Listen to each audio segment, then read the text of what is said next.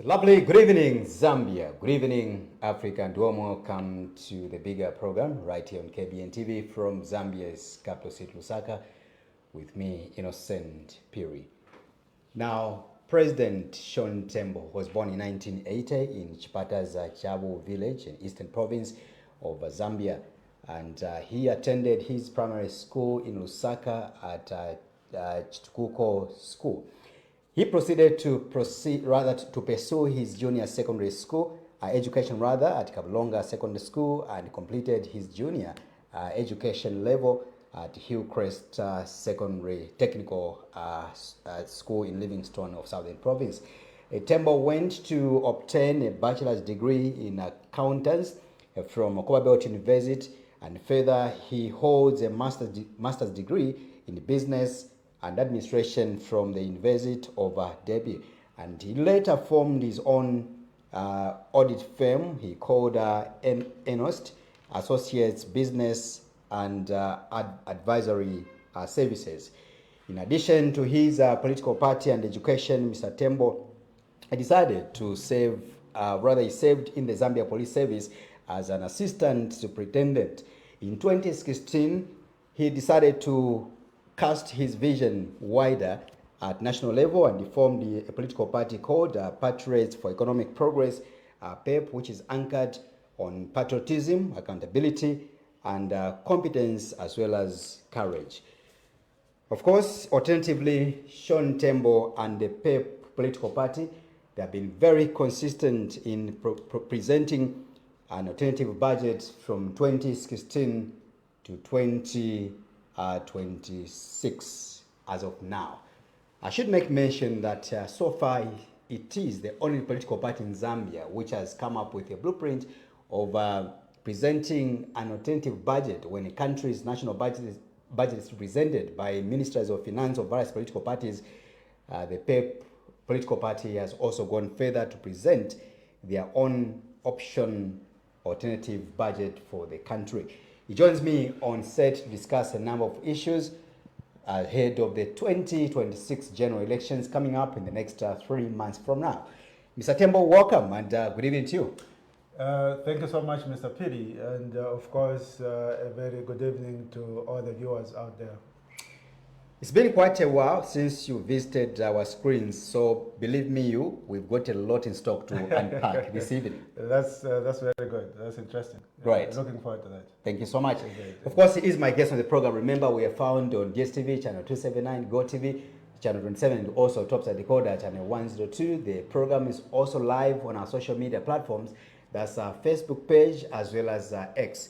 Let's begin from your political party. We've got a few months before we have another general election, but we'll take you back a little bit, President Tembo, looking at where we're coming from. From 2016 to 2026, we are talking about 10 years now of your political party being in existence. I don't know if I should also brag that I was the first person, the first journalist or broadcaster to host you when you formed your political party, PEP, in Zambia. Indeed. Let's begin from here. What has happened in the last 10 years as regards to transforming your political party and presenting PEP as the alternative vehicle to the Zambian people, even as we talk about the election coming up in the next few months from now? Indeed. I think a lot has happened, Mr. Piri. Running an opposition political party is not a child's play. It requires concerted effort, it requires commitment, and it requires a vision. So for us, especially looking at where we are coming from, when we formed the Patriots for Economic Progress, we were not already in the public domain, the way it is with the other political leaders who previously started political parties. For instance, the late President Michael Chilufya-Sata, when he started the Patriotic Front, he was already a well-known, public figure. He had served in a lot of public positions, including governor, minister, in various portfolios. But for me, I was forming the Patriots for Economic Progress, just coming from my background as a chartered accountant, running my small audit firm, and nobody knew about me. You understand?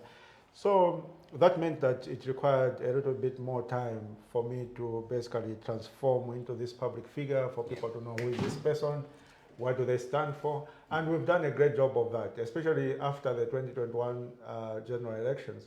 And it has paid us very well for us to have participated in that general election, despite the fact that we were only able to beat 3 other contenders, and that our performance was not so good in 2021. The fact that we participated, the fact that we were on the presidential ballot actually helped to elevate us to be where we are now. I can confidently tell you, Mr. Piri, that as we speak right now, Sean Tembo is a household name. And it is a household name for all the good reasons. We have been very consistent in terms of providing strong checks and balances to not only the current UPND government, but even the previous Patriotic Front government. Yeah.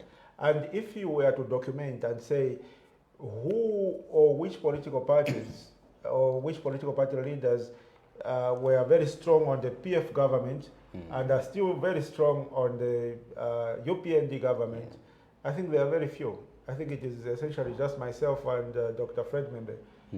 Everybody else who is there now was very soft on the PF government. And so we have been consistent. That means that for us, opposition politics is not about having a personal, having a personal grudge with the leadership of any political party. The fact that we strongly oppose the PF government, we went on to protest, fire tender protests against the fire tender scandal, we were attacked, along Cairo Road and so on and so forth, didn't mean that we had personal vendetta against Mr. Lungu. When Mr. Lungu left office, we even reconciled and began to collaborate on a number of issues. Similarly, our objective stance against issues of corruption under the UPND government, cases of the Lusaka-Ndora dual carriageway project, which is scandalous, issues of the recruitment of these dubious 4,000 police officers, the gold scandal at the airport, and so on and so forth. When we stand up to those issues, it doesn't mean that we have a personal grudge against Mr. Hakainde Hichilema. No. We are merely doing our job as an opposition political party. So we pride ourselves in that consistency and that objectivity, regardless of which ruling party is actually in office. Yes. Clear indeed. When you take it back, the reason why I asked you about this question about what has been happening in the last 10 years as a political party, PEP, is that I'm trying to compare, politically, how it happened with other political parties. You are a leader in this country, and for sure. Let's bring in the PF, for example. When Michael Sata formed the Patriotic Front, in around 2001, thereabout, it took him 10 years to sell the Patriotic Front, and later on it became a household name, and eventually 10 years later, 10 years down the line, in 2011, Zambians were able to buy into the Patriotic Front and voted for the PF within 10 years. Yes. So when you look at what you've been doing and how the PF managed to grow their political party, what do you think could be a missing link in that regard? I think I've already touched on on maybe you that don't want issue. to use the PF blueprint? No. Okay. I think I already touched on that matter. Yeah. So the starting point matters. Right. When you start your political party, are you already known by the people? You as an individual, yes, first of all. Yes. Okay. Or right. you are starting from scratch. Right. You understand, eh? Yes. Right. And I elaborated on that matter to say when we started the Patriots for Economic Progress in October of 2016, just after the elections, we were not known. Right. You understand? We had to start from scratch. I was not a public figure. I was not in the public domain. Right. When you compare with the late President Michael Sata, by that time he was a veteran politician. He was already a household name. So the two are different, really. And there's a saying that at Mango Taipira Pamo. Yes. So the path that someone took is different from the path that you will take. If you consistently want to match your path to another person's path, you end up getting frustrated, which shouldn't be the case. also the environment matters. If you remember, Michael Sata, immediately after contesting the 2001 elections, in which he was number 6, Yeah. because he only had one MP. Correct. Compared to the other big wigs, you know, like Christian Tembo, Brigadier General Mianda, and so on and so forth, Anderson Mazoka. He proceeded, despite his poor performance in that election, he proceeded to go flat out on the ground with his brother, you know, Guy Scott. They traversed the whole country on foot, literally, you understand? And the environment that time, despite his strong,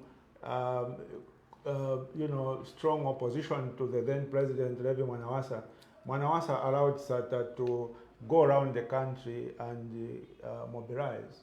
He did not send police after him to arrest him for, fake charges like unlawful assembly just because you are meeting your supporters. He didn't do that. So the environment at that time is totally different. Under Mwanawasa is totally different to the environment right now. The environment right now is such that we are more like in a one-party state. President Hakainde Hichilema has not allowed any opposition leader to mobilize in the past 5 years, except those that he has a soft spot for, who are allowed to go around the country. Some of us, apparently, he doesn't seem to like us very much. And the moment we meet someone, just, our party officials for 2 or 3 minutes, the police come, they charge us, we have to keep going to court. As we speak, I was arrested about 8 times over those kind of charges. So at some point you say, I don't have enough money to keep hiring lawyers to be going to court to defend myself over these unlawful assembly charges. So what do? I need to take a little bit of a back seat from mobilizing until the official campaign period, so that I can do that without, having to be harassed by the police. Clearly, so you are scared now. You are not tired. Really scared. Not tired. Not scared. Just your taking party. I mean, your ideology. You are anchoring much your ideology or your beliefs on accountability and also issues to do with courage as well. Yes. And Sean Tembo has been known for being a courageous man. Of course. So when you begin to give that testimony today that you would rather take a back stage, a back seat for a moment and re-strategize, it's like telling the people of Zambia that Sean Tembo is tired. Alema. It's not really about that. Courage requires you to be strategic as well. Right. Because the overall effect of having too many of these, charges, appearing before court is that it undermines your ability to move around, because every other day you need to be in court. You understand? So you need to be strategic. Not that we have stopped mobilizing. Right. I'm sure you've seen that we haven't stopped mobilizing, but we've just changed the model somehow. We are now mobilizing in terms of other alternative platforms, like visiting chiefs' palaces, and we meet the people there, under the guise of meeting the chief.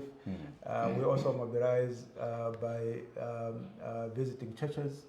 I'm sure you've seen that in the past 3-4 weeks we've been to the Copper Belt, we've been to Western Province, we've been to Ruangwa, Boma, we've been to Eastern Province, and our platforms have basically changed. Instead of telling our members and supporters to convene at maybe the constituency chairman's house, and then we meet and address them there, we tell them to convene at a particular church, and then after the church service we meet them there.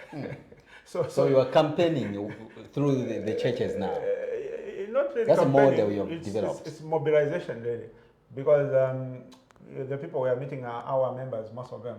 So we are basically giving them instructions in terms of how they need to grow the party on the ground, how they need to overcome the challenges. And that harassment, I must mention, it's not only restricted to myself as a party leader. Even our members, our aspiring candidates, like aspiring members of parliament, when they try to mobilize on the ground, again, they are threatened with that unlawful assembly by the police. Are you insinuating that the UPND government has become oppressive to you, the opposition, such that you've been left with no option but to go and converge or hide yourselves through the churches? Yes, that's a fact. It's not even an insinuation, it's a fact. And that can be testified by any objective opposition leader.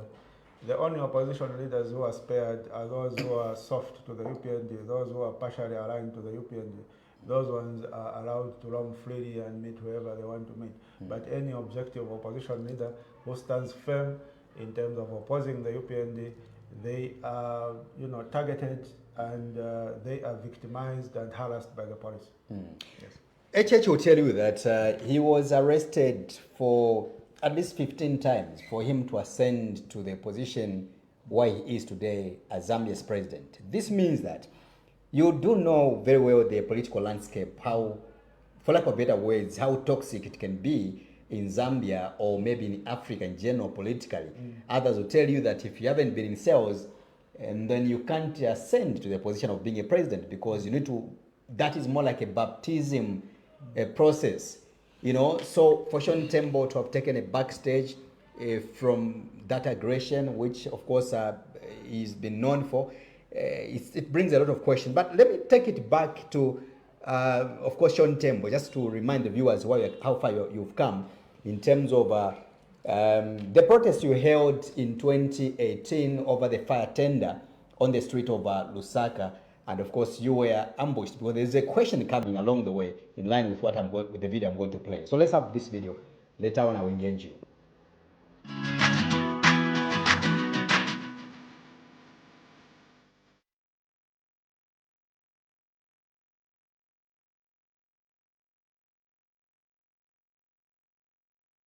Right. Thank you so much. I have President Sean Tembo in the studio this evening on the bigger program. Mr. Tembo, last time I think you had quite a number of protests under the PF, and the PF was known to be a brutal administration or government at the time. The issues of fire tender, which made you to be actually to be attacked by the PF cadres at the time on the street of Cairo. In collaboration with the police.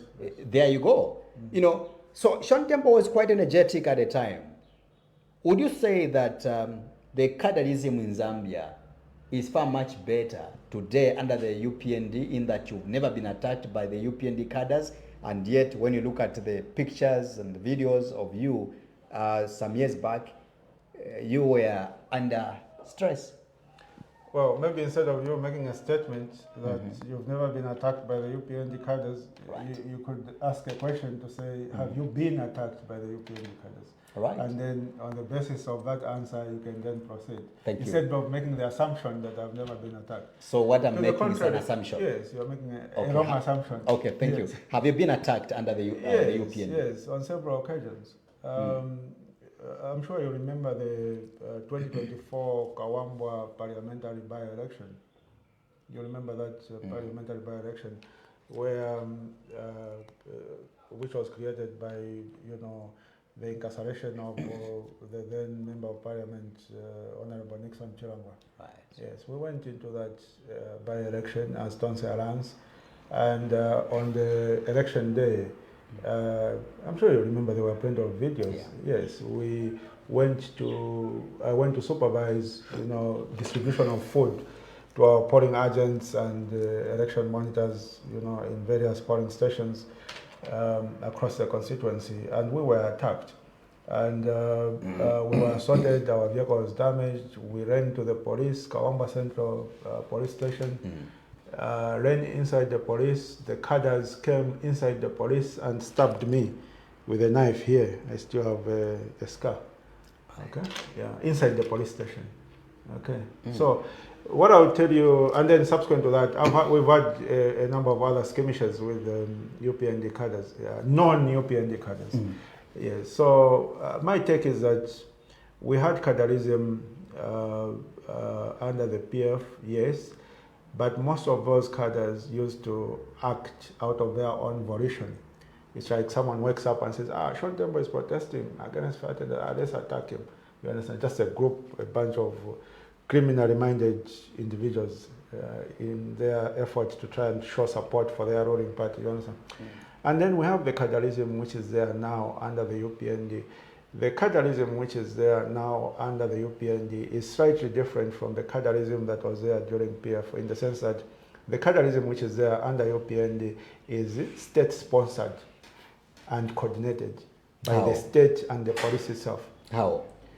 How? Yeah, how? It is coordinated and sponsored by the state in the sense that under the PF, the PF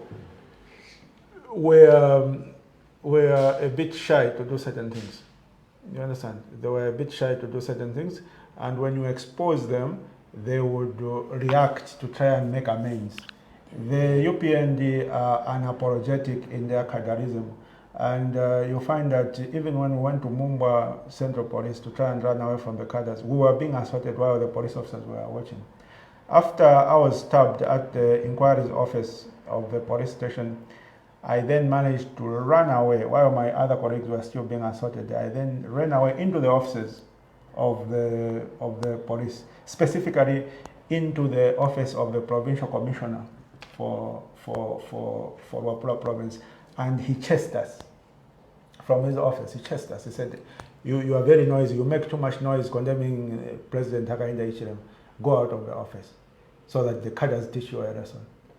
So there was Catalism under PF, but it wasn't state-sponsored, in my view, to the level that it is now state-sponsored by the UPND and this police service. That's the main difference. And of course, they try to use propaganda to try and overcome this and that, try to paint a picture of themselves as angels, but the Catalism which is there under UPND has got a greater involvement of the state, both in terms of protecting the cadres involved, as well as coordinating in the attacks of victims like ourselves. Because you can tell, that's unheard of.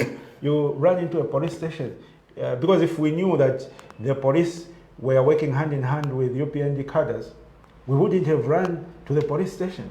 We would have run to our camp, you understand, to where we were camping as Tonse Alliance. We would have found better protection there. So we were debating to say, maybe we can go to the camp and find that most of the people at the camp have gone out in the field. You find that there are only a few people, and then we are still assaulted there. You understand? So we said that let's just run to the police station, hoping that we are going to be protected by the police. But we were not protected by the police. In fact, that matter, we took it to court. It is in court as we speak. I sued the Provincial Commissioner of Police and the cadres that I was able to identify as having assaulted me in that incident. And the matter is in court right now. Yeah. All right. Let's look at, we are looking at a few months before the general election. And I mentioned that you've been very consistent in providing checks and balances to the government of the UPND, but also under the PF. Something which is quite unique about you, I should give it to you, is that you were able to present your own alternative budget, from 2016 up to today. 2017 actually. 2017 actually, up to today, you've been able to present the alternative budgets of the country. That's because for us, we have a vision of how we can transform our country into the Zambia that would be beneficial to every citizen. When you look at this country and you look at the resources that we have in any sector of the economy, whether you are talking about agriculture, we've got plenty of fertile, arable land. We're not like other countries where there's a desert, you understand, or where it is too mountainous. Across the whole country, it is mountainous. We've got very good arable land. So we have huge agricultural potential. We have a lot of water bodies where we can draw water for irrigation. We have huge tourism potential. We have all these national parks we boast of, but we're not getting the revenue we're supposed to get from this. You understand? We have huge mining potential. We have various minerals, both precious minerals like gold, and other base metals like copper, cobalt, but despite all our potential, we still have very high levels of poverty in this country. Very high levels. We still talk about bread and butter issues. Mtengo wa unga, mtengo wa salad, mtengo wa sugar in this day and age, despite that potential. You compare our country to, let's say, some of the Scandinavian countries, Norway, Sweden, Finland, you find that those countries, let's say Sweden, they really don't have much. They really don't have much. Their country, half of the year, it is frozen. It is a big piece of snow. You understand? So they don't really have much in terms of natural resources compared to us. But they are far richer than us. They are more than 100 times richer than us. You understand? The question is why? Why should a country with far fewer natural resources be far richer than a country with far greater natural resources? It comes down to leadership, visionary leadership. And for us, we have visionary leadership. We know what it will take to turn around the fortunes of this country. We know that for us to address the key challenges facing this country, which include unemployment, unemployment. There are too many people who are adults and don't have anything to do. They wake up in the morning, they just sit. Time to eat comes, they have to eat. You understand? And then they sleep. And then in the morning again, they just wake up. They've got nothing to do. So there are too many unemployed people across the country. That issue of unemployment needs to be addressed. It's a national emergency. So the question then is, how do you address that biggest challenge that we have in this country? The UPND's approach is to have a public sector driven approach whereby they say, okay, we're going to employ 3,500 medical personnel. We're going to employ 10,000 teachers. We're going to employ 1,500 or 4,000 police officers and so on and so forth. But you are employing those small numbers out of a total unemployment level of probably more than 8 million. Because in my estimation, there are more than 8 million able-bodied Zambians right now who are unemployed, who don't have any income-generating activity on their hands. So you compare a total, let's say they're able to hire a total of 20,000 people. When are you going to diminish that high unemployment level of 8 million? Because others are being born, others are growing up, others are graduating every year. So you are adding to the pool of the unemployed. You understand? So for us, we have been very clear in our approach to address this big national problem of unemployment. And that is the fact that it needs to be, the solution doesn't need to be public sector driven, like driven by the government, and government tries to absorb the unemployed. Government doesn't have capacity to absorb the huge number of unemployed people who are there. So the solution lies in having a private sector driven solution. You need to create a necessary conducive environment for the private sector to be able to grow, thrive, and prosper. And by so doing, it will create opportunities for employment, and it will have capacity to assimilate everybody. The private sector's capacity to absorb the unemployed is unlimited. So, and that is well documented in our alternative national budgets, year in, year out. So the question then is, how do you bring about that conducive environment in the private sector for you to be able to grow the private sector and make it thrive? You understand? You look at the key challenges that the private sector faces today. Number one, you've got the issue of government failing to pay private sector players for goods and services supplied to it. You go and supply beans or mini meal to Chongwe Boarding Secondary School or Choma Boarding Secondary School or St. Canisius, and government doesn't pay you.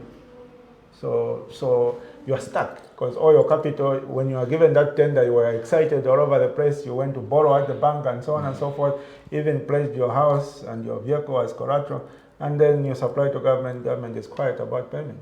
You understand? So that has really killed the private sector, especially under the UPND.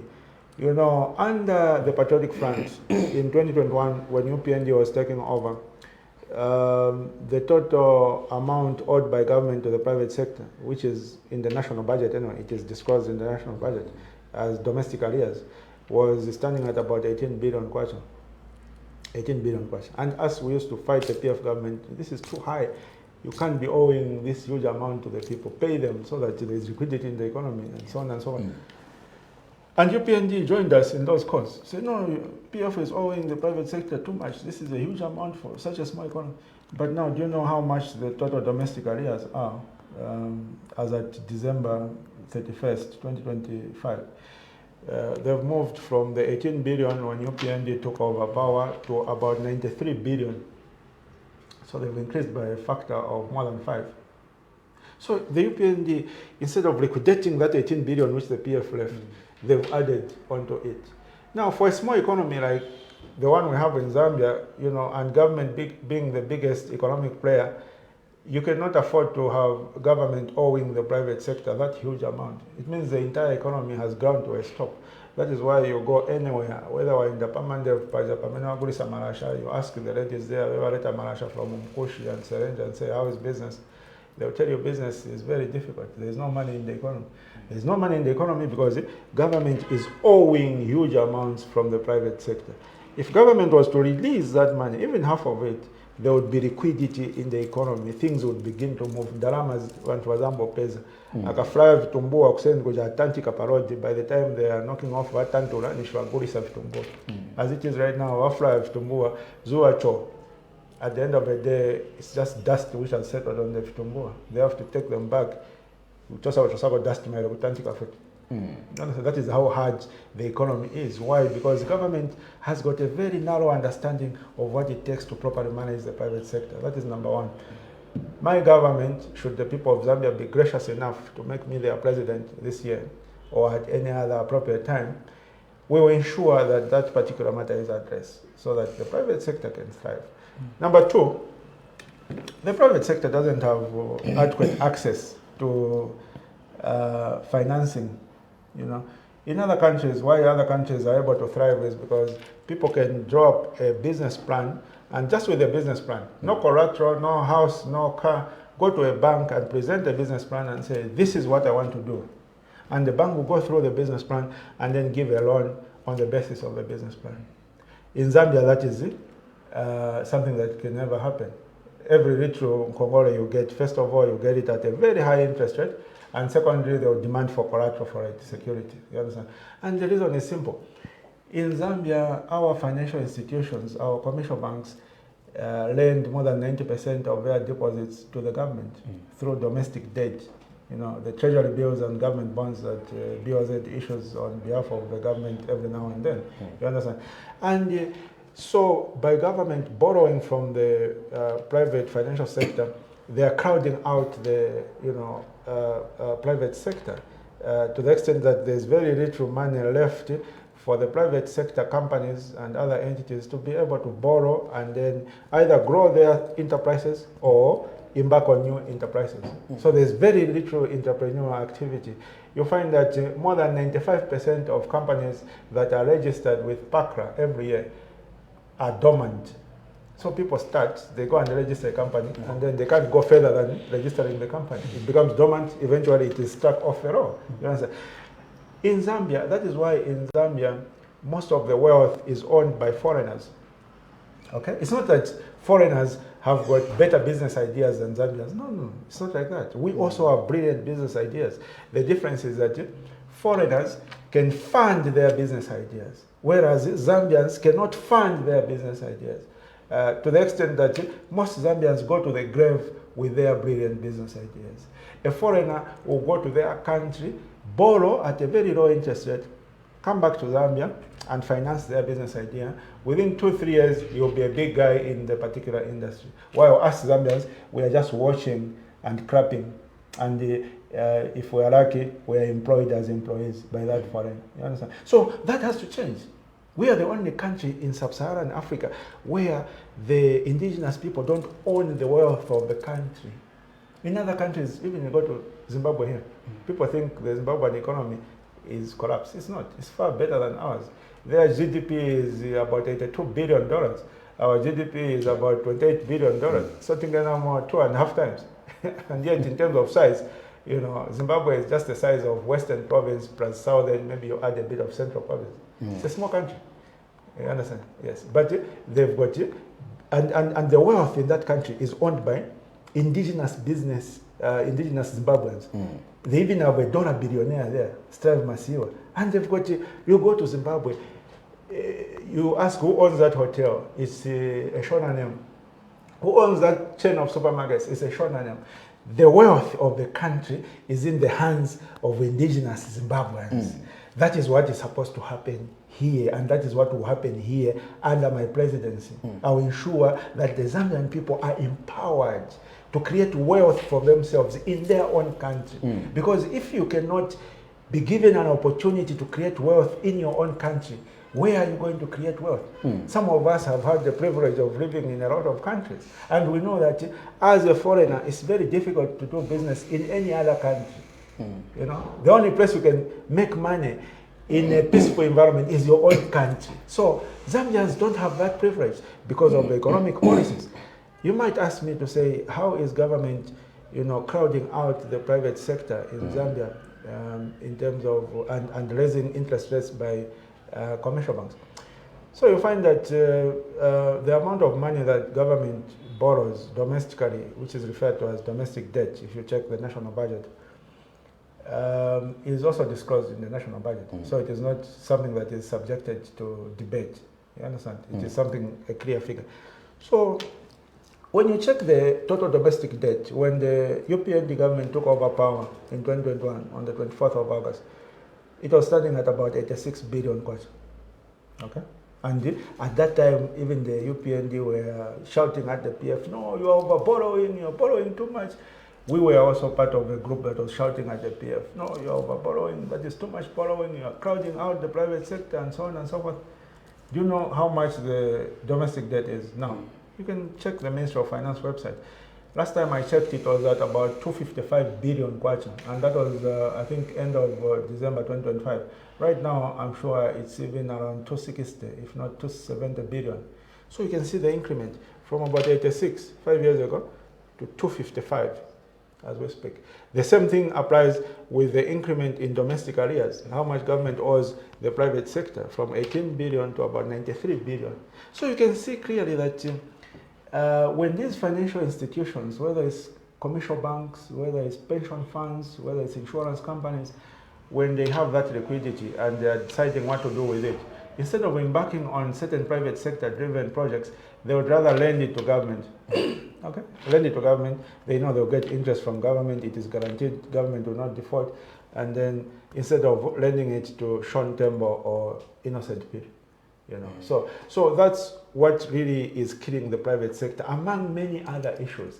And for us, we have documented these problems year in, year out in our alternative national budgets, and we have documented our proposed solutions to addressing these problems so that the private sector can be transformed into an engine for the economic development of this country, for resolving the issue of the high unemployment levels in this country, the lack of entrepreneurial activity in this country, and so on and so forth. So that is our model for transforming this country. And we've never been shy. We are very clear-minded in terms of what needs to be done in this country.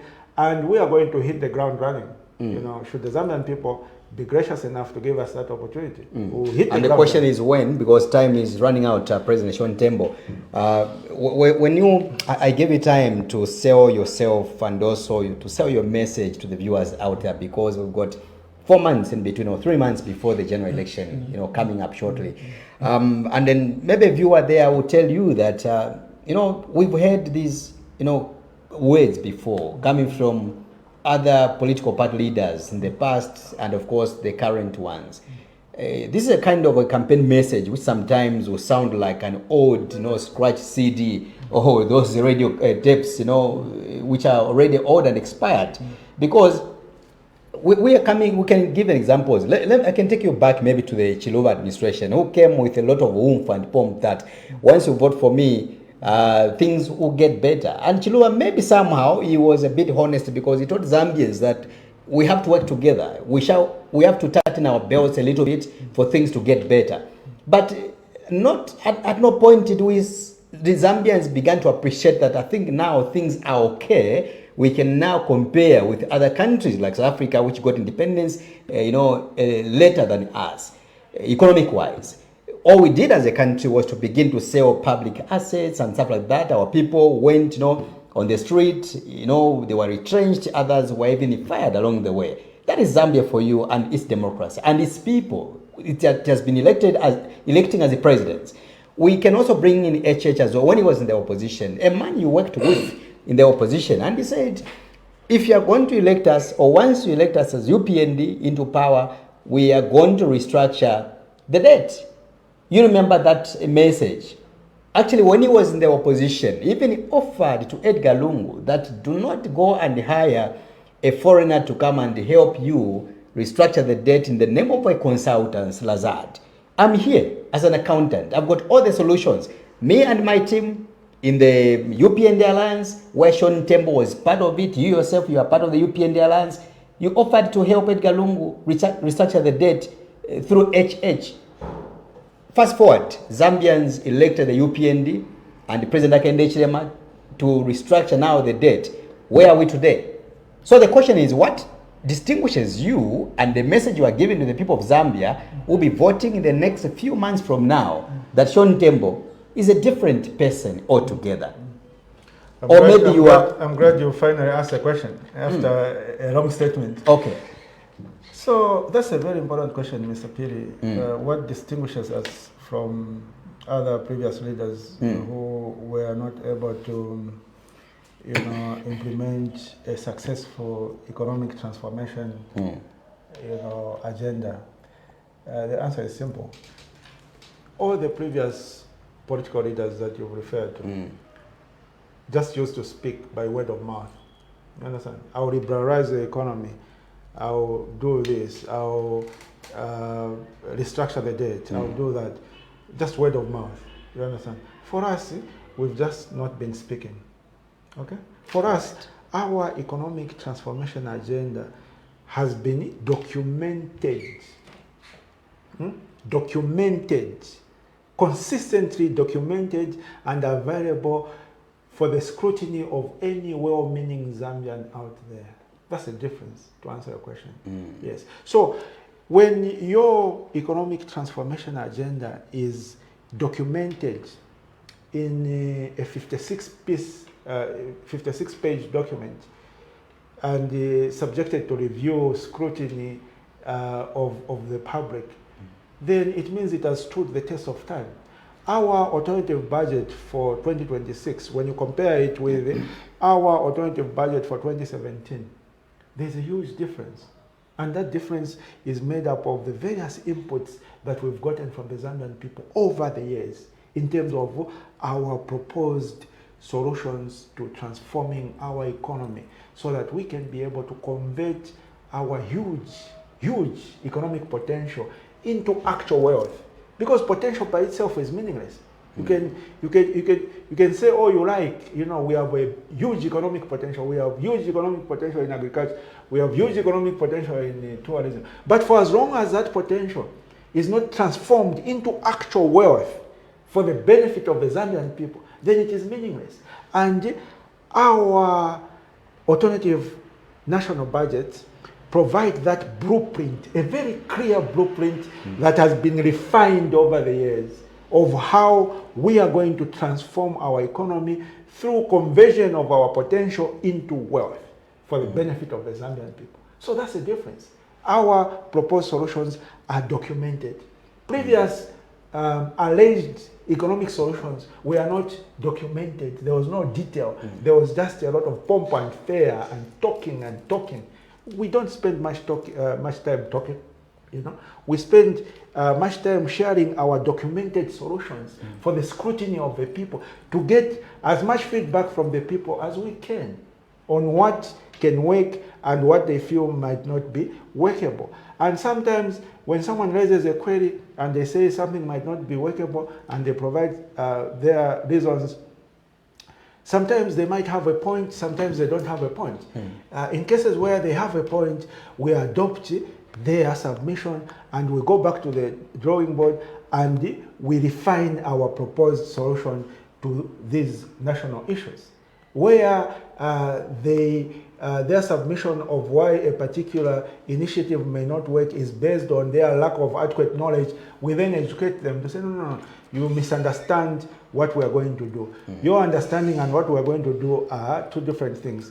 You need to understand this is ABCD, and then they understand and they get clarity. So we have refined these well-documented economic transformation, solutions with the input of the public. And we have no doubt in our minds that should the Zambian people be gracious enough to make us and to make me, Sean Tembo, their president, we're going to start implementing this from day one.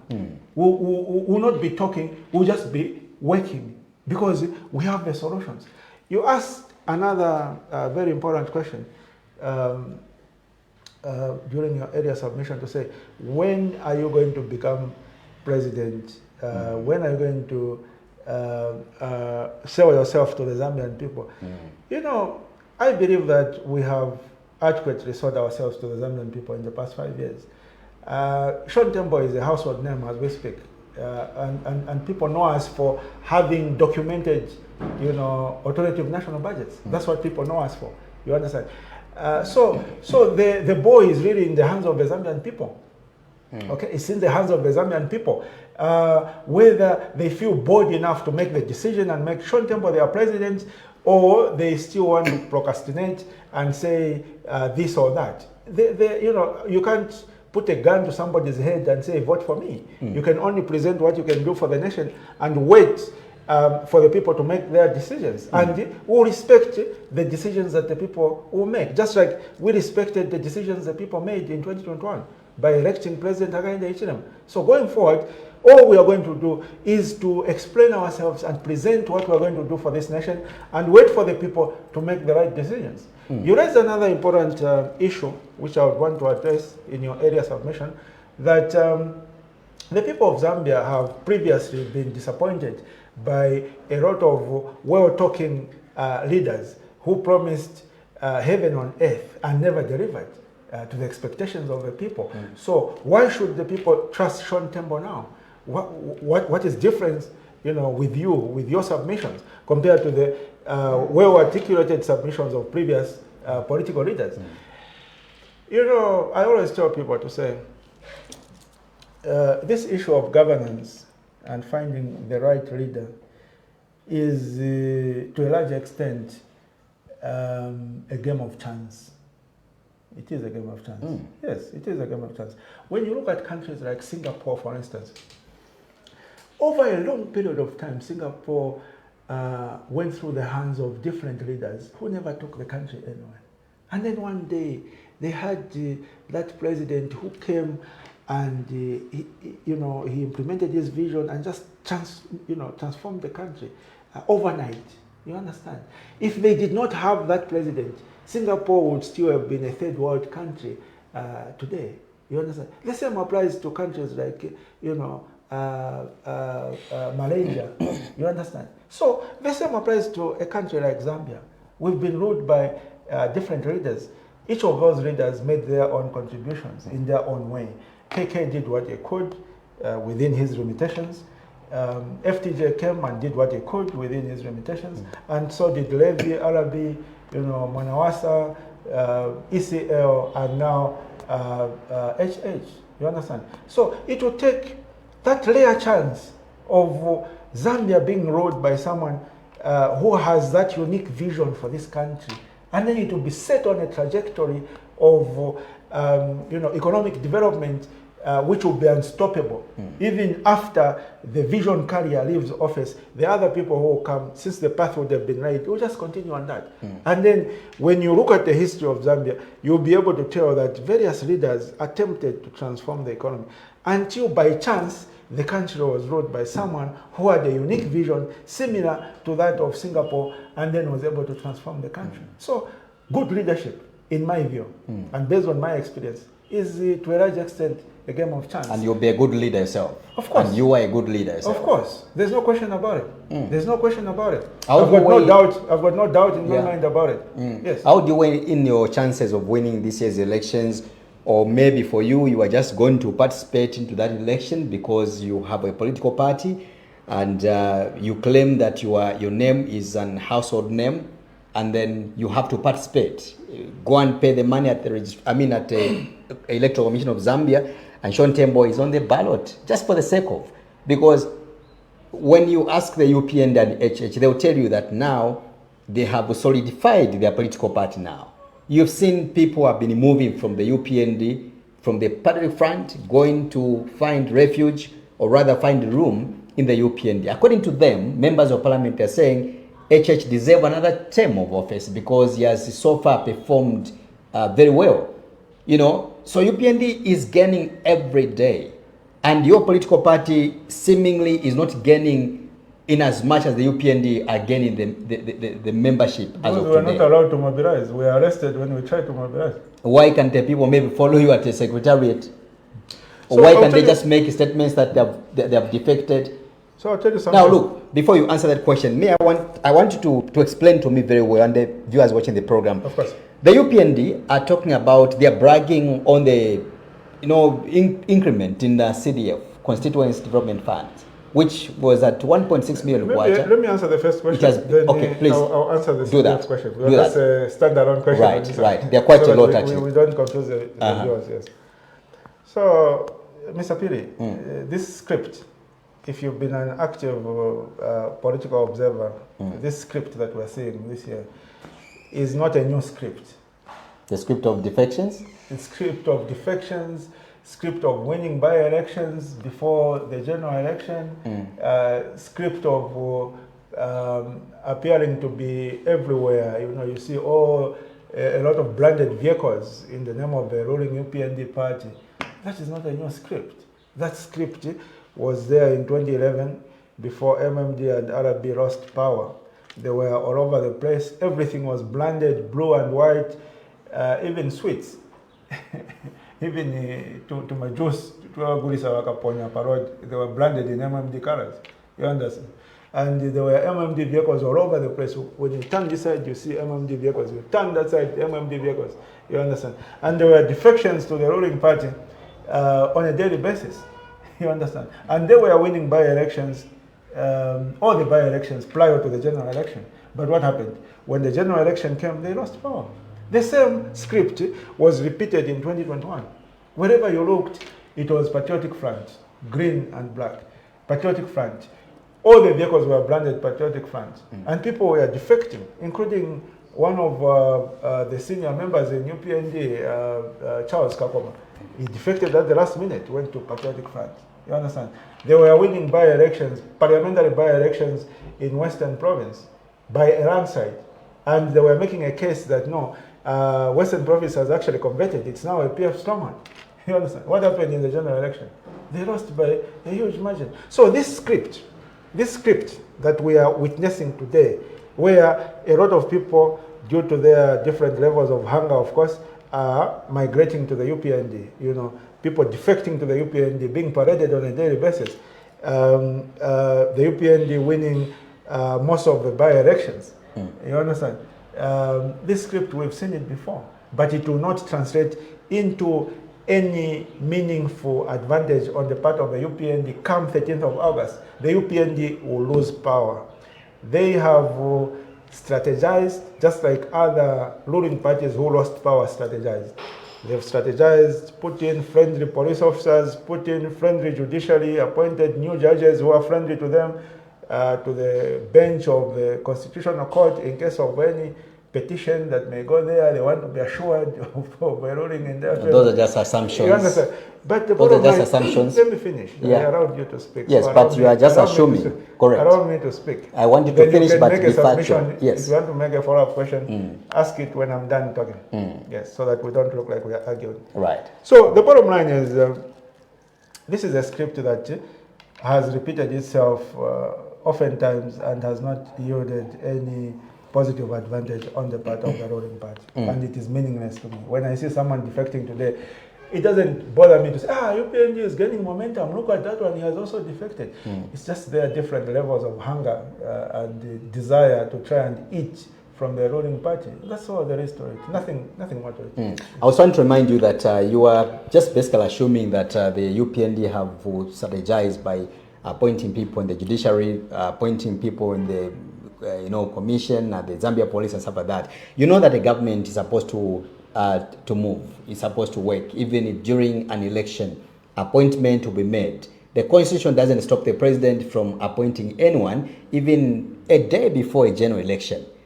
You as a former police officer, you as an educated person, you understand that. So when you, from the political side, you begin to insinuate that they are trying to, plant their own people so that in an event, if there is a petition, maybe it will be easier for them. You are basically... So, Mr. Piri, let me ask you a very short question. In your view, you don't see anything wrong when someone who was an active UPND member and supporter, and there are pictures of that person in UPND regalia, and that person is appointed to be a judicial officer, or appointed to be a member of an independent body such as the Electoral Commission of Zambia. Do you see anything wrong with that, or it's okay, the president has got power to appoint anyone he wishes to appoint? But the constitution is clear that to the moment you are appointed, you cease being, a member of a political party, not UPND or PEP. You become a civil servant. We can move forward. Exactly. So let's look at which just counter-check a bit. I was trying to look at your performance of 2021 general elections, and also the insinuation that your name has become a household name.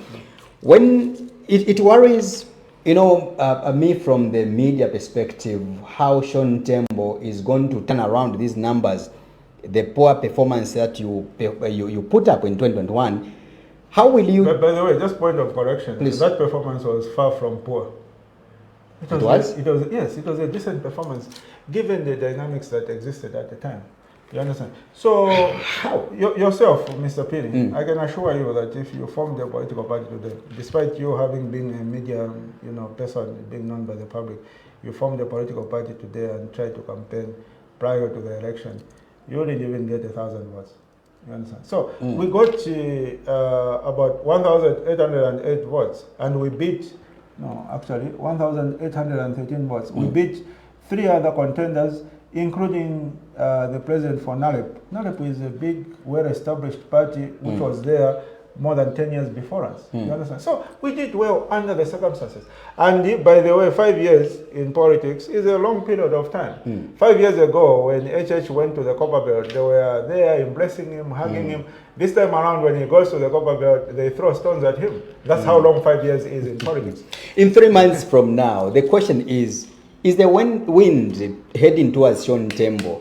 And are we right on these numbers? When you look at HH, for example, the figures here shows that HH got about 2,852,334 votes. Edgar Lungu, the late, got 1,870,780 votes. We come to President Harry Kalaba of Citizens First, by then DP, who got 25,231 votes. We come to Anford Mailebanda, who polled 19,937 votes. We come to Dr. Fred Membe of Socialist Party, who polled 16,480 votes. In Hamududu of PNUP, he polled at 10,400. You're dwelling too much in the past. It is. It's important. These figures are important, especially when we're heading towards the election. So permit me to finish. So Hamududu polled at 10,480 votes, and Chanda Charles of UPPZ polled 6,443 votes.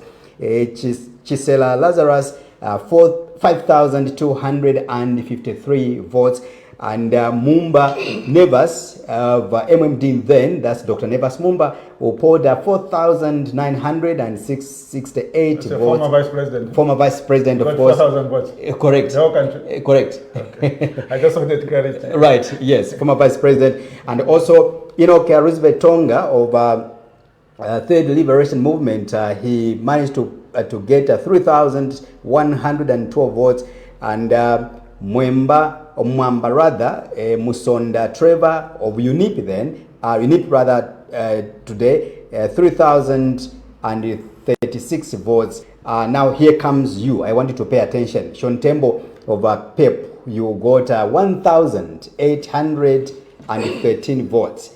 Steve Nyirenda of NAREP then, he got 1,808 votes, and Mwenda Kasonde of EFF got 1,296 votes. And finally, we had Richard Silumbe of Leadership Movement, who polled 1,296 votes. Now, My main interest here, President Sean Tembo, is how will you jump from 1,000 votes, we're talking about countrywide, 1,000 votes, countrywide. These are the votes, President Sean Tembo, one can expect to get maybe from Chawama constituents or maybe Mandev constituents. But for you, this was the figure which represented your performance countrywide. How will you jump from 1,000 votes to 2 million plus votes which HH got So in 3 months' time from now? So you know, and you claim that your party is a household name today. Are you done with the question? Yes, I'm done. Okay. So the context in politics matters. Okay, the context matters. When you look at the 2021 general election, it was essentially a two-horse race. Okay, it was a two-horse race between ECL and HH. You understand? You can see the difference between the number 2 person and the number 3 person.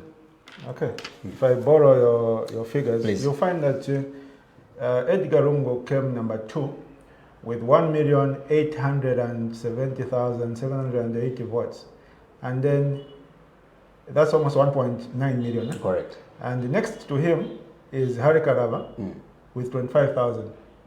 1.9 million to 25,000. Yes. That speaks volumes. From million, it comes to thousands. Not just the hundreds of thousands or significant thousands, just 25,000. Okay, so that tells you the picture of the election, that it was a two-horse race between HH and the ECL. And most of the voters didn't want to waste their votes on considering any other person other than these two. That is why there's a huge difference from the number 2 person and the number 3 person. And also when you look at these people who are here, when you look at that, without giving excuses, some of them are former cabinet ministers, some of them were MPs for a prolonged period of time, others are former vice presidents, you understand? So to me, it doesn't bother me. If a former vice president got 4,000 votes and I got 1,800, I'm doing just fine. I'm doing just fine under the circumstances that existed at the particular time. And also in terms of resource allocation, because for us, 2021, that election, I saw it. I saw that this election will be a two-horse race. So we didn't even want to waste resources into that election. We wanted to just tick the box that we were on the ballot. Right. Yeah, because we knew it would be a two-horse race. It was too charged between 2 political parties. And a lot of people would not waste their vote on a third considered contender. So for us, we didn't even campaign. We never went out of Lusaka in this particular election because we knew that even if we campaigned, it wouldn't make a difference. It would still be a two-horse race. You understand? But a lot of people there on this list, I will not mention their names. Some of them, in addition to them being former cabinet ministers, being 2-term members of parliament, they even had helicopters, choppers. They were all over the country, traversing this corner of Zambia to that corner of Zambia to that corner of Zambia. And still more, they got something not so far from us. Others had billboards. Everywhere you turn, you find their billboard and their face. They actually spent more money than even the UPND. But when I look at their results there, they are not far from Sean Tembo. You understand? Sean Tembo was just in Lusaka at home. Because I knew this election would be a two-horse race. That was 2021. But this time around, we've seen an opportunity to say, people are fed up with UPND. You see the dynamics which are there. People are fed up with UPND. And then there's no single, opposition force that people can say, adopt this person. You understand? So it's split. What that means is that anyone who plays their cards properly, anyone who works hard enough, anyone who mobilizes enough, can win this election. Yes, that's why I stand a chance to win this election. I just need to make sure that the people hear our message, the people see our good deeds, our consistent economic transformation agenda, well documented in our authoritative national budgets that have been refined over a period of time. People need to get that message. And for sure, people have gotten that message. That's why Sean Tembo is a household name now. You understand? You go anywhere across this country. I was in Western Province. I didn't reach all the districts.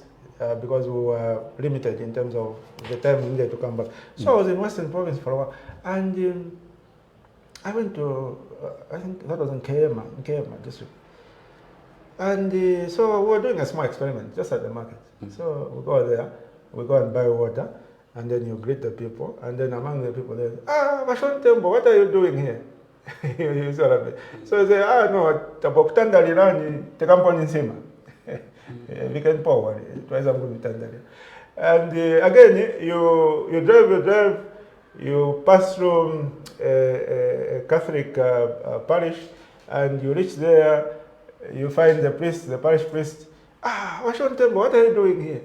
You understand? So everywhere where we went, we never had to have that opportunity to say, oh, it's Saint Vashon Tembo, and this is my entourage, Tachoka Kurusaka, we are members of Hope Patriots for Economic Progress. We've come to visit. No, not on a single occasion. Whether it is at a market or roadside, we never did that. Not on a single occasion. And that is Western Province, a perceived UPND stronghold. So Shon Tembo is a household name. People like what we stand for. People like our consistency. People know that we are not opposing the UPND today because we don't like the individuals in the UPND. No, we are merely doing our job. We opposed PF when they were in power, and Edgar Lungu is my brother. We come together, we came from Eastern Province, but we opposed them because we didn't agree with their model for developing this country. So it's a matter of principle. It's not personal. And so people respect that. So others may come with a lot of pomp and fare and say, no, me, what, yeah, I've got 1 million supporters, but along the way you hear they've pulled out and they are going back to doing. But you're aware that sometimes one can be known countrywide in a bad way. Yes. Oh, yes. Are you aware? Possible. Yes. Yeah. So maybe for you may be feeling happy that you are known countrywide, or your name is a household name, yes, and yet people know you for the zeros you got. No one even cares about those zeros. Everybody has forgotten, apart from you journalists. Because you try to draw a comparison of 5 years ago. The people there don't care about those zeros. Those zeros exist in the minds of you journalists, and as you try to make a case of why we can't make it in this election. Those zeros are non-existent. Where we go, people are very warm towards us. People, otherwise, if we had to eat in Shima everywhere where we went, we would become very fat by now. You understand? But everyone tells us, Vashon Tembo, Karani pants, don't take up on Shima.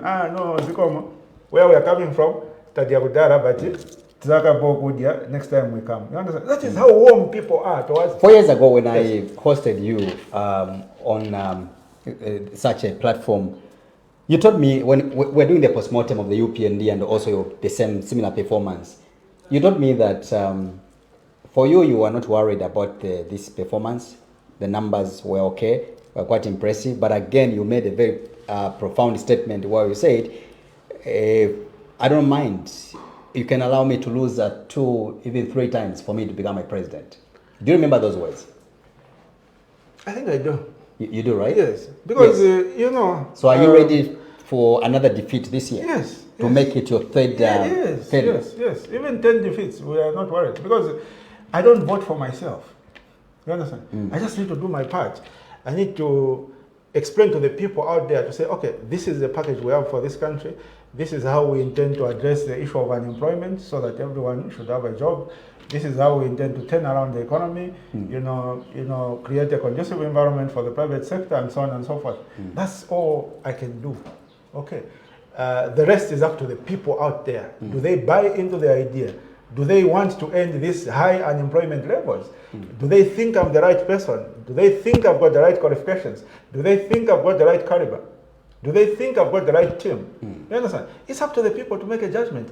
And people may make a judgment today and say, maybe Shon Tembo is not yet ready to run the affairs of this country. I'll respect that. And then that doesn't mean I'll not be on the ballot in 2031.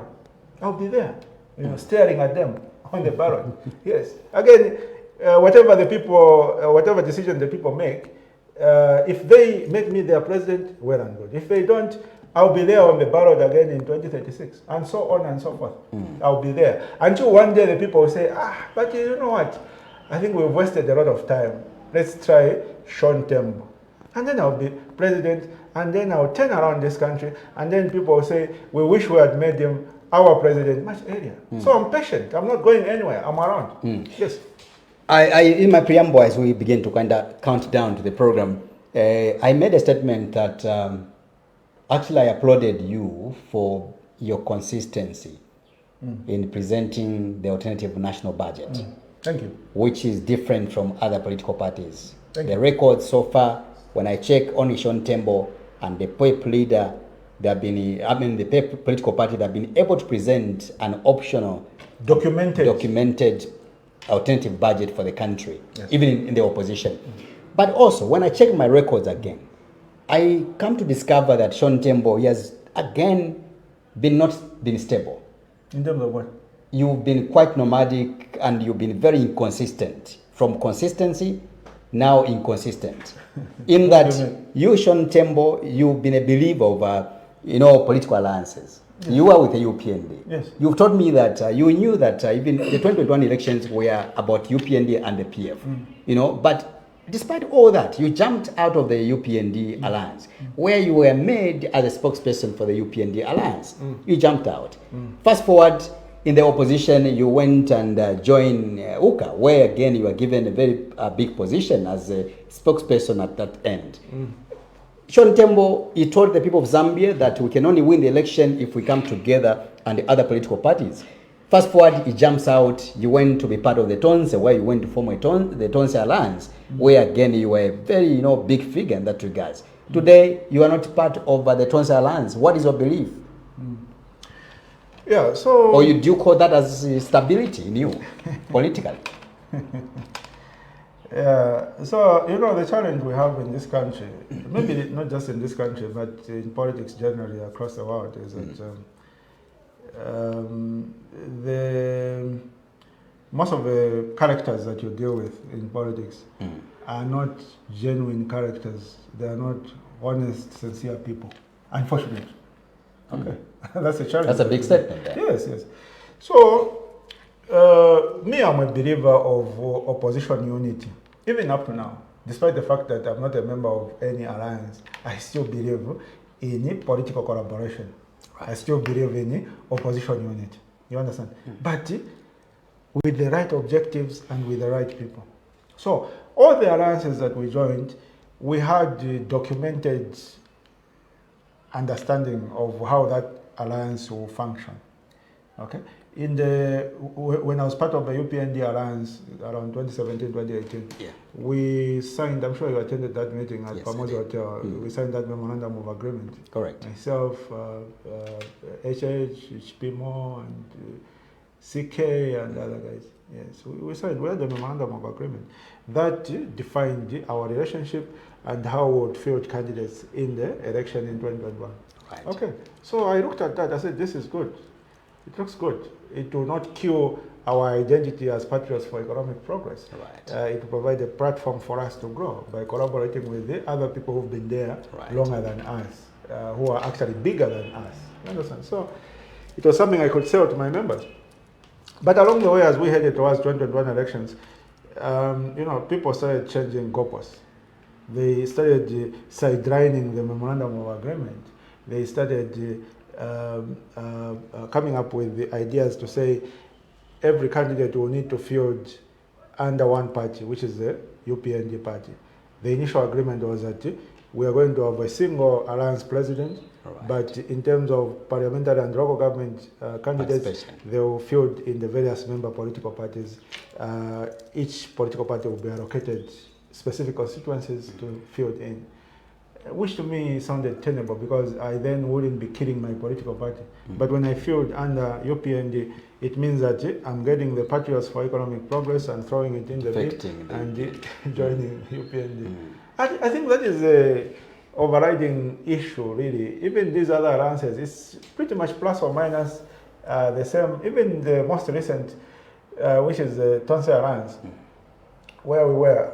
I was the architect of the Tonse Alliance Constitution, and I drafted that alliance, the constitution of that alliance, to make it attractive to any vibrant political party. Because, if you approach most of these credible opposition leaders, people like Dr. Fred Membe, people like President Harry Karawa, and you're asking them to come and join an alliance, they will not come and join an alliance so that they can have their identity and their political party killed. Right. In fact, you yourself, who is inviting them, you'd be wrong to have that presumption. You understand? Yes. So you need to be reasonable. You need to approach this person and offer them a package which they can work with. You understand? Which will preserve their identity, preserve their political party, but also add to that particular alliance. Yeah. So that's the way I drafted the initial Tonse Alliance constitution. And the model was the same. We're going to allocate political parties who want to aspire specific constituencies, preferably on a provincial level, so that we avoid confusion, and then we have one presidential candidate who will be fielded on a particular SPV. But then along the way, that was, especially after the death of ACL, that was put aside. By who? Colleagues, just colleagues within the alliance. And then there was a preference of adopting a model whereby you have one special purpose vehicle. You understand? What that means is that all the other member political parties would have to shelf their political parties and shelf their political ambition. So not only are you giving this particular person a chance to be president, you are giving him everything, MPs, councillors under their party. That is too much. What is in stake for the others? No, you'll be appointed to what when we win. What if we don't win? And what if the alliance in future breaks down? Then you will be the main beneficiary because you walk away with everything while everybody else will be left with nothing. You understand? So you need to have a model which is sustainable, which is takes into consideration the other people who are members. So when you have a model like that, the end result is that you can't attract any vibrant political party or leader. You end up with the Nikon Pops in your alliance. What those? I don't want to mention names. Yeah, but what do you mean when you say those are people who have got no following, they have no resources, and in fact, when they come for meetings, they demand for a transport refund. From who? Because we have come into this alliance. These are political party presidents demanding for transport refunds. Yes. So you wonder from who? Because we have come under this alliance so that we can each contribute to make an alliance bigger. So these other colleagues will come in, not to contribute, but to get something from the alliance. Yeah. But we are not a ruling party. We don't have resources. So we must fund party activities and then also fund you as a political party. That brings a challenge. But for as long as... How possible is that a political party leader who runs an organization and he or she claims to have members or followers, you do want to go to join an alliance, and then when you go for a meeting, you want to demand for a transport refunds? Those things are happening. You should start a political party and join one of these alliances. Then you can write a long story about it. Yeah. So my point, IP, is that for as long as you have a model whereby you want to elevate one person and one political party to the exclusion of everybody else, as an alliance, you never attract vibrant people. You always end up with just one vibrant person who is like a father figure to everybody else, and then is expected to fund all the other political parties. But in essence, that is not really an alliance, because you're basically just alone. You're alone under the disguise that you are 13 of you, but in essence, you are just alone. I'm even better off as Sean Tembo alone with Pep, because whatever resources that might be available will be used to advance the interests of a party. When you are in such a fake, untenable alliance where you are the only main guy and everybody else is just a surrogate of you, when you have resources, not only are you going to use those resources to advance the interests of your party and the alliance, but you also need to sustain your other 13 members who are your surrogates. And they have high expectations. You go and campaign, they'll tell you, no, that room you've given me is not presidential. It's substandard. They'll tell you, we're in Kawambwa, sir. What kind of accommodation do you expect to find here? You expect to find a presidential suite. Also, who is funding this so-called presidential suite? So they are very demanding. So they, in my view, they become a nuisance in the name of an alliance, just because the model itself is unsustainable. You've created a model which is centered on one man and one political party, and everybody else is, is expected to support and rally behind that one man. It's not tenable. If you are going to have an alliance, create a fair playing field, accommodate and respect other, vibrant political parties. Don't have the objective of killing other member political parties, so that you can sustain yourself individually.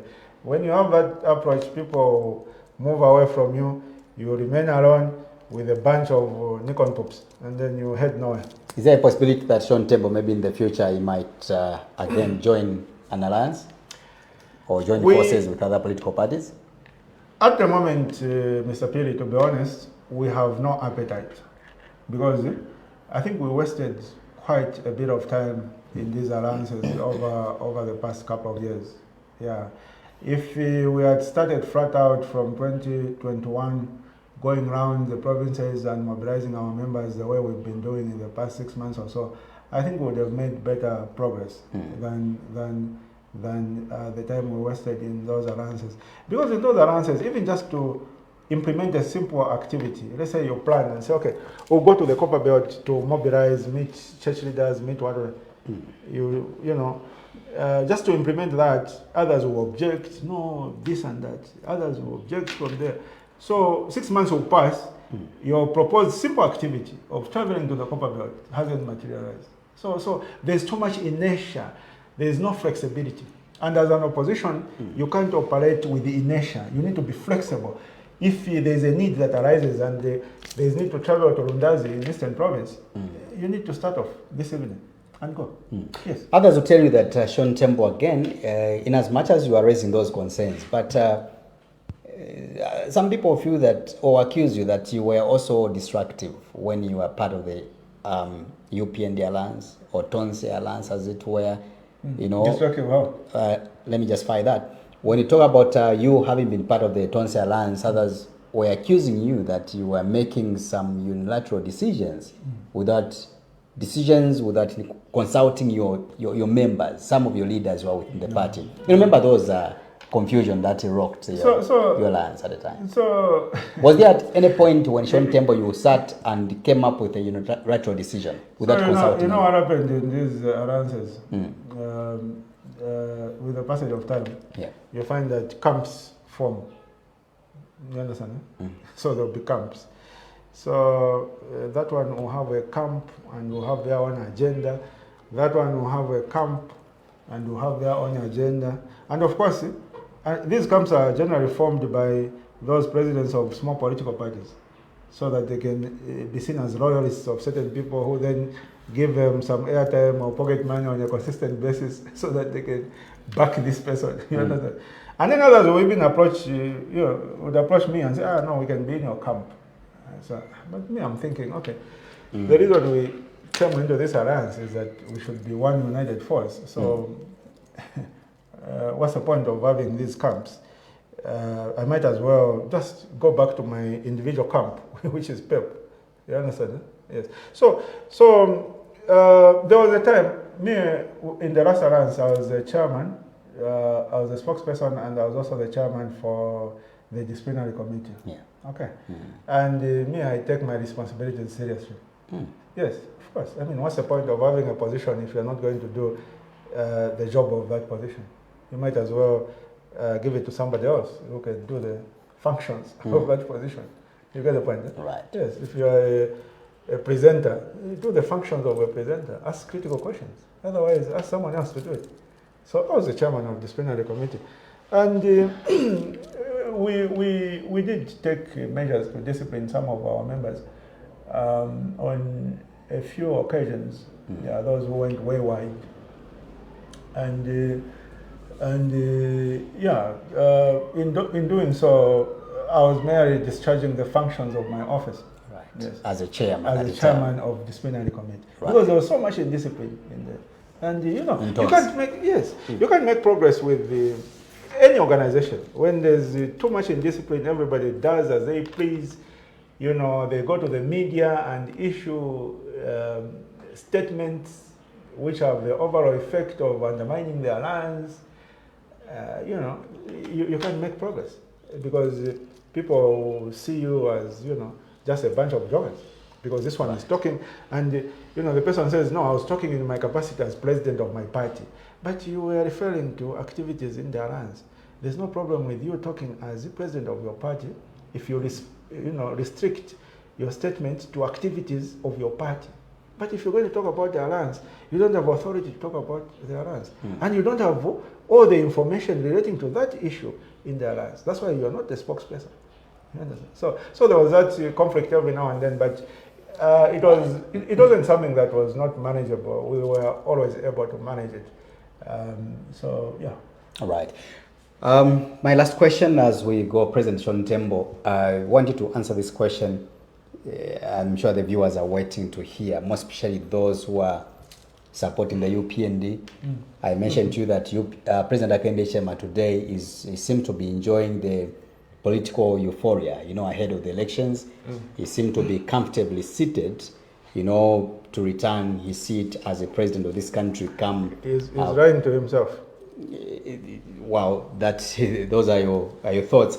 Yeah, but in an event, if you were, and I'll justify why HH today is bragging and his members are saying HH has done well. HH has brought in free education. In an event, if you are voted into office as President Sean Tembo, what will you do? Will you reverse the free education? Will you reverse the meal allowances, which has been reintroduced by the by the UPND administration? Will you also take back the mines? You know, let's talk about KCM where it was. HH tells you that when we came in, there's a bit of sanity in the mining sector.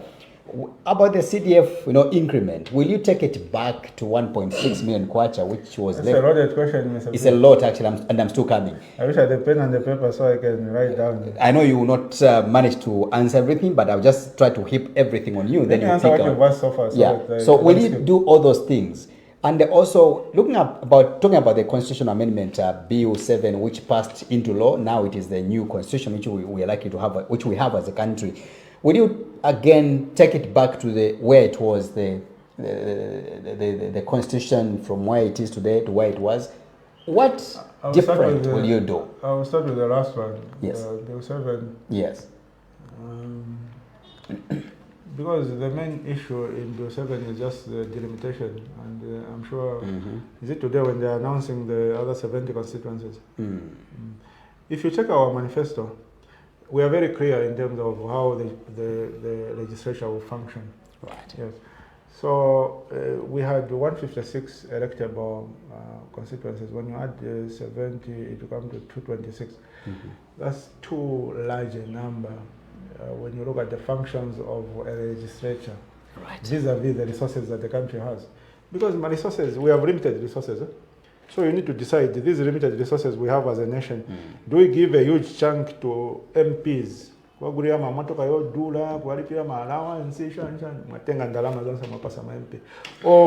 should we give a reasonable chunk to MPs under the legislature? And we help the rest of the citizens, making sure there's medication in hospitals, making sure children under the school feeding program have decent meals, and so on and so forth.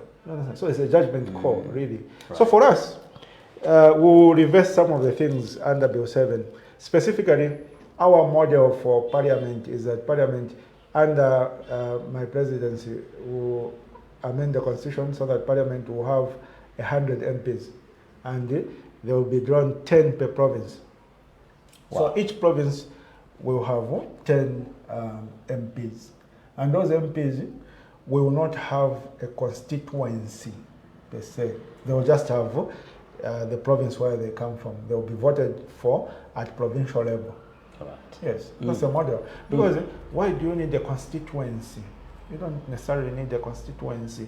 Because the development, which partially answers your question on CDF, we don't believe in the model of developing the country driven by the MP at constituency level. because that takes away the focus and attention of the MP from their core function. Remember, we have separation of powers. Yeah. We have the executive, where you have the ministries, the president, and so on and so forth. We have the judiciary, chief justice, judges, other judicial officers.